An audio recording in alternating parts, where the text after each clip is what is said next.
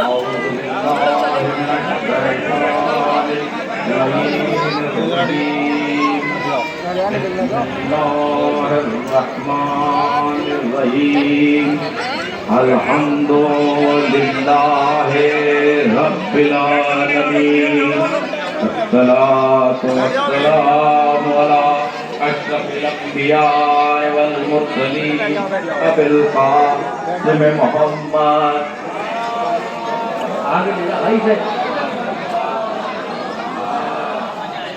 وأهل بيته الطيبين الطاهرين المعصومين ولعنة الله على أعدائهم أجمعين. أما بعد فقد قال الله في القرآن الحكيم بسم الله الرحمن الرحيم إنا لله وإنا إليه راجعون. آج حضرت امام حسین محرم کی 9 تاریخ ہے اور ہر سال کی طرح ہم کربلا والوں کی یاد کو منا رہے ہیں. اور آج کے دن یہاں ایک منظر کشی کی جاتی ہے کہ روز عاشور جب سارے لشکر کو فوج اشکیا نے قتل کر دیا، فقط امام حسین، علی اکبر، علی اصغر اور میرا مولا عباس باقی ہے.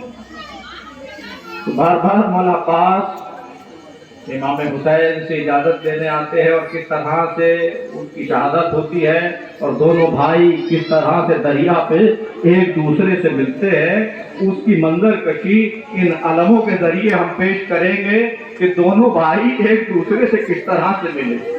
تو اب مولا عباس بار بار اپنے آقا حسین سے اجازت طلب کرنا چاہتے، کبھی حسین کو بھائی نہیں کہا، ہمیشہ آقا کہا آقا مجھے بھی مرنے کی اجازت دے دیجئے. کہا عباس تم میری فوج کے علمدار ہو، میں تمہیں کیسے مرنے کی اجازت دے دوں؟ کہا آقا کو فوج ہی نہ رہی جس کا میں علمدار تھا. ارے جہاں فوج سو رہی ہے علمدار بھی وہیں سوئے گا. تو حسین نے عباس کو جنگ کی اجازت نہیں دی.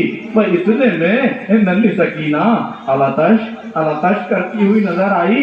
عباس نے سکینہ سے کہا بیٹی تم ہی بابا سے اجازت دلا دو.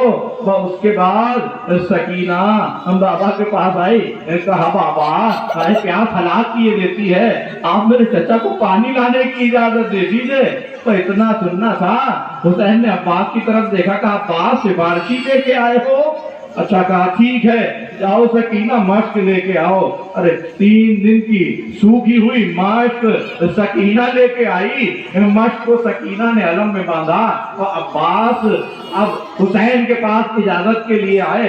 تمام ہتھیار عباس نے زیب تن کیے ہوئے ہیں، پرچم لیے ہوئے ہیں ہاتھ میں کہ جس کے اندر مشق سکینہ منسلک ہے. آپ جہاں بھی دیکھتے ہیں ہر علم میں جو مشق لگی ہوئی ہے یہ چچا بھتیجی کی محبت کا راز ہے کہ آج بھی مشق علم سے کہیں الگ نظر نہیں آتی. تو اس کے بعد آنے کے بعد میں کہا آقا مجھے اجازت دیجئے. کہا بس پانی لانے کی اجازت دی ہے، یہ اتنے سارے ہتھیار کہاں لے کے جا رہے ہو؟ میں عباس کے تمام ہتھیاروں کو لے لیا اور اس کے بعد پرچم کے پھریرے کے اوپر جو لکھا ہوا تھا نصر من اللہ و فتح قریب اپنے ہاتھ سے کاٹا اور لکھا انا للہ و انا الیہ راجعون. عباس جب یہ حسین نے کاٹا یہ درے خیمہ سے زینب دیکھ رہی تھی. یقین آ گیا کہ جس وقت بابا نے کہا تھا کہ زینب تیرے بازوؤں میں رسن بندھے گی، تیری چادر چھینی جائے گی، میں سوچتی تھی کہ جس کا عباس جیسا بھائی ہو بھلا اس کی بھی کوئی چادر چھین سکتا ہے، اس کے بازوؤں میں بھی کوئی ریزنا باندھ سکتا ہے.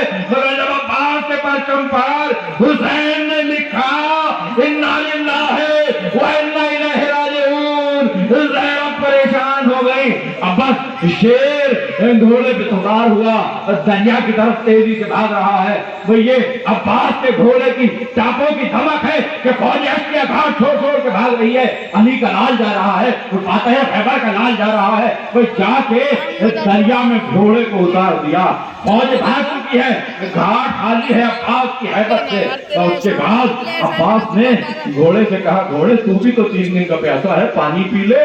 گھوڑے نے پانی کی طرف منہ نہیں کیا، منہ کو پھرا لیا. بھئی یہ ہے وفاداری तभी तो आज तक इस सुलझना की छवि निकाली जाती है, क्योंकि ये भी हुसैन का वफादार था। अब्बास अलमदार हुसैन वफा की मिसाल, उसका घोड़ा भी वैसे ही था, पानी नहीं पिया। उसके बाद अब्बास ने चुल्लू में पानी लिया, उठाया, पानी की तरफ देखा, शायद के सकीना के आंख नजर आया होगा, और पानी को नहर फरात के मुंह में मार दिया।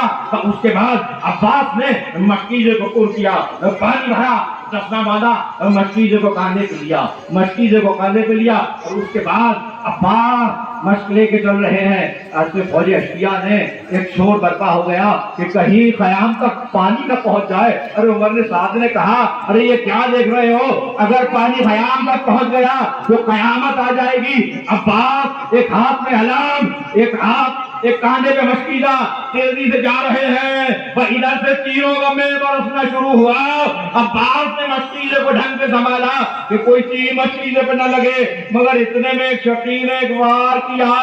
अब्बास का एक बाजू कलम हुआ, अलम को लफ्जिश हुई। अब्बास ने दूसरे हाथ में अलम को लिया, मशकीदे को दांतों में थामा। अब्बास चाहते हैं तेजी से कि पानी क़याम तक पहुंच जाए, तो किसी ने दूसरा वार किया। अज़ादारों, अब्बास का दूसरा बाजू भी शहीद हुआ। तो उसके बाद अब्बास ने दांतों में मशकीदे को पकड़ लिया, चाहते हैं कि क़याम तक पानी पहुंच जाए। तो अब्बास इस तरह से ले जा रहे हैं जैसे शेर अपने शिकार को ले जाता है। बस जैसे ही उमर साहब ने ये देखा तो कहने लगा, ए हुरमुला, तेरा तीर कब काम आएगा?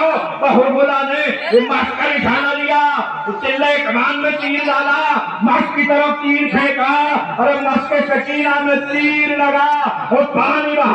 अब्बास की आंख बह गई। तो अब्बास ने अपना रुख क़याम से दरिया की तरफ पलटा दिया। तीरों का मेह है, अब्बास है, गुर है, अब्बास है। अचानक एक तीर अब्बास की आंख में लगा। अज़ादारों, किस कदर तकलीफ हुई होगी अब्बास को। अगर आंख में हल्की सी किरकिरी भी गिर जाए तो फौरन हाथ पहुंचता है। अरे बाजू मुरीदा अब्बास, आंख में तीर, क्या हट अब्बास का उस वक्त हो रहा होगा। तो अब्बास ने चाहा कि इस तीर को निकाल दे, कटे हुए बाजुओं के हिस्सों को समेटा, चाहा कि तीर को दबा के निकाल दे, मगर नहीं कामयाब हुए। तो उसके बाद घोड़े की पुष्ट पे दोनों घुटनों को संभाल के बैठे, चाहा कि तीर को दोनों घुटनों के बीच में लेके सर को पीछे झटका दे। तो इसी असना में किसी ने एक गुर्दे करा, अब्बास के मारा। अब्बास घोड़े से नीचे आए, इधर हुसैन को पुकारा। हुसैन लड़खड़ाते हुए अली अकबर को साथ लिया, अब्बास के पास आए, अब्बास के सर को अपने लालू पे रखा। अब देखिए कैसे दोनों भाइयों की मुलाकात हुई। एक भाई दूसरे भाई से किस तरह से मिल रहा है। अरे अब्बास ने कहा, आका, जब मैं दुनिया में आया था तो आप तिजारत की थी, अब दुनिया से जा रहा हूँ तो आप तिजारत करना चाहता हूँ। तो हुसैन ने अब्बास की आंख के खून को साफ किया और भाई ने भाई के चेहरे की जियारत की। तो हुसैन ने कहा, अब्बास कभी भाई नहीं कहा, अरे एक बार तो भाई कह दो। अब्बास ने हुसैन को भाई कहा। अब्बास की रूह कब्र अंसरी से खुरास कर गई।